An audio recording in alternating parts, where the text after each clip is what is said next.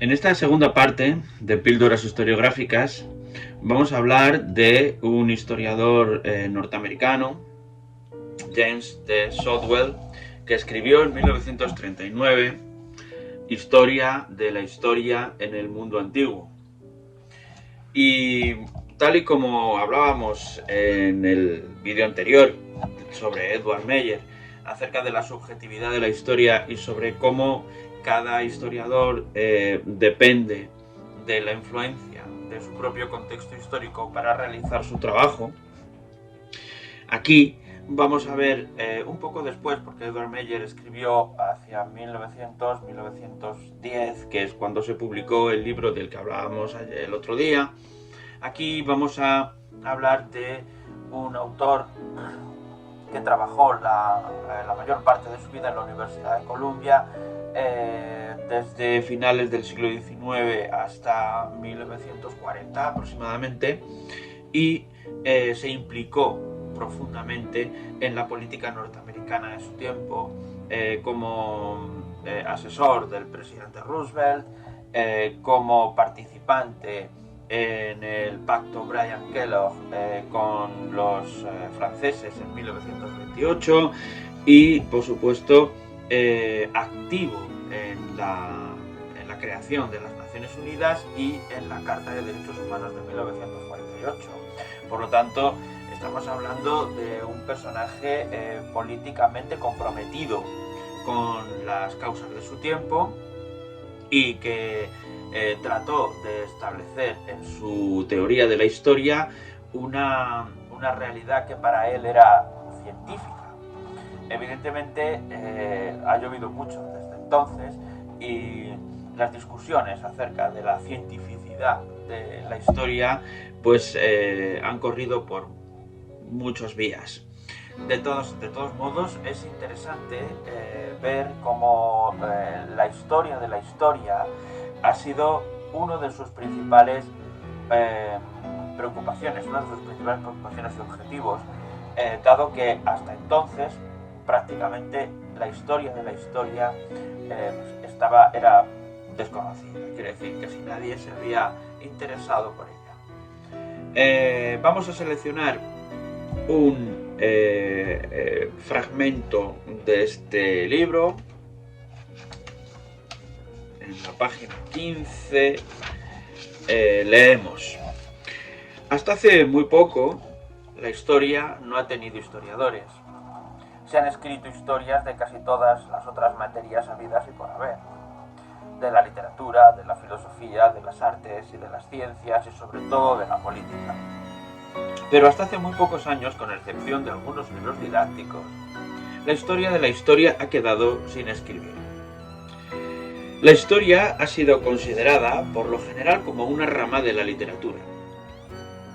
Los historiadores, como maestros de estilo o de imaginación creadora, colocados junto a poetas y dramaturgos, en vez de considerárseles como simples historiadores, con un arte y una ciencia propios.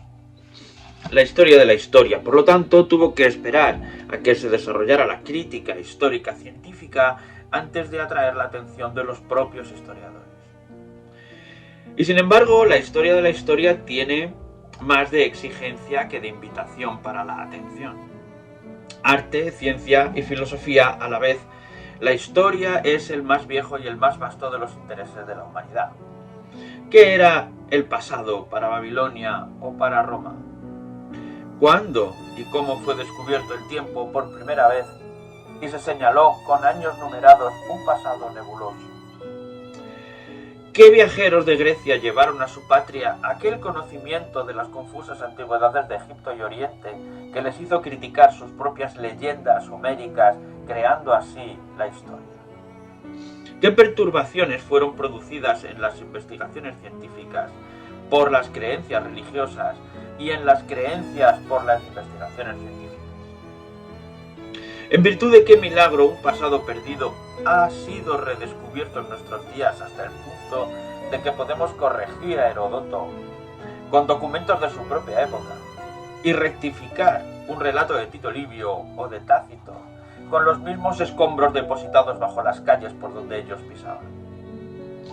esto es más que una fantasía o literatura, aunque la fantasía entra aquí a manos llenas, porque la historia de la historia es el relato de aquel ahondar de la memoria y la curiosidad científica que da la medida de nuestra conciencia social y de nuestra vida intelectual. Bien, pues a partir de estas palabras de Shotwell, lo interesante es ver cómo es posible enlazar estas ideas con sus actividades, con su relación con la política de su tiempo, ver claramente cómo su ubicación, incluso geográfica, implica una verdadera dependencia con respecto a sus ideas. Si en Edward Meyer veíamos que su nacionalismo alemán le condicionaba el pensamiento acerca de la relación entre Roma y el Imperio Alemán antes de la Primera Guerra Mundial, después de la guerra, las condiciones ya no eran las mismas.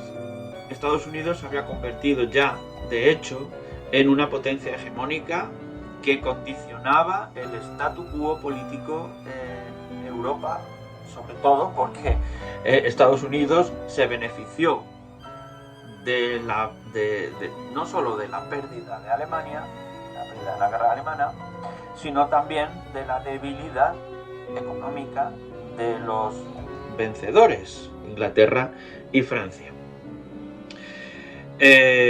La cuestión fundamental es que desde Estados Unidos se creó la idea de que ellos eran profundamente responsables de la situación internacional, del equilibrio internacional. Ellos debían ser los árbitros de la geopolítica y por lo tanto se creían con un destino manifiesto acerca de su papel en el mundo. Shotwell era optimista con respecto a esta misión desde su papel rector, no solo de la política, sino también de la cultura. Él trajo a Estados Unidos gran parte de ese tipo de teoría y conocimiento que después se encargó de distribuir no solo en los estudios universitarios, sino en los libros de texto que se lanzaron en la enseñanza media en Estados Unidos acerca del estudio de la historia.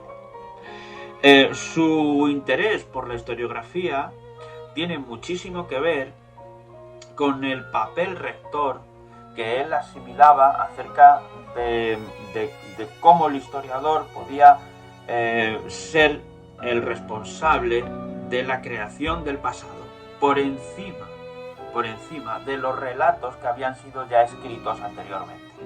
Y esto es muy interesante, porque a partir de aquí ya establecemos una serie de pensamiento, una línea de pensamiento que van a continuar también los historiadores franceses de la Escuela de los Anales. Es decir, el estudio de la historia, en la creación del discurso histórico, va a ser fundamental a la hora de establecer cuál va a ser el destino de la ciencia histórica posteriormente. Los hechos no son importantes, los importantes son sus interpretaciones. Eso ya lo dijo Nietzsche. El relato tiene muchísimo que ver con su interpretación y con su manipulación.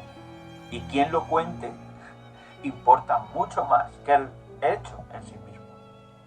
De eso sabemos mucho actualmente, con las constantes fake news que nos rodean, manipulando a la opinión pública.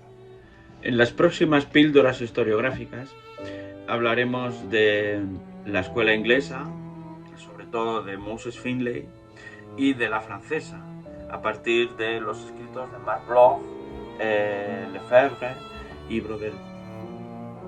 Hasta entonces.